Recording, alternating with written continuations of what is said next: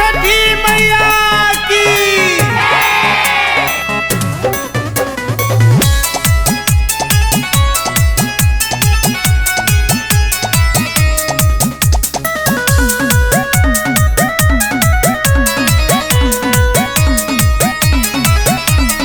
सजल छठी घटिया पर बाजाना बजेला, जुटल नर नारी जगमग घटिया करेला। सजल छठी घटिया पर बाजाना बजेला, जुटल नर नारी जगमग घटिया करेला।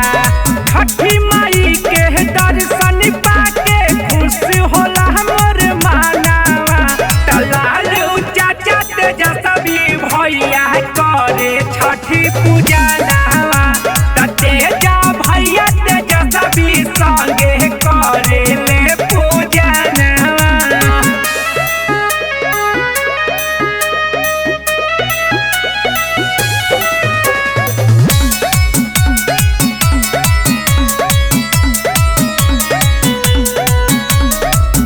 भरी दौरा में लेके फल फल हरिया, रबड़ी दे विराज श्री करेली बरतिया।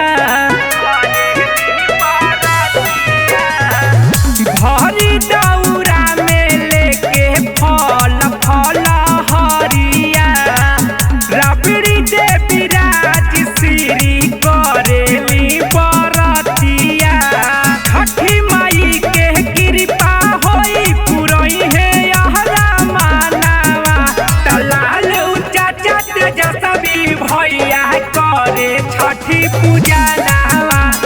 तेजा भैया तेजस्वी संगे करे ले पूजा नवा।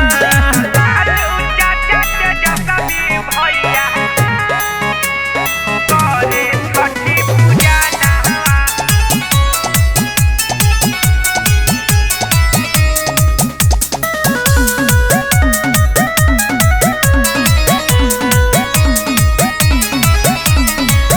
पटना के घटिया पर लागल बाटे में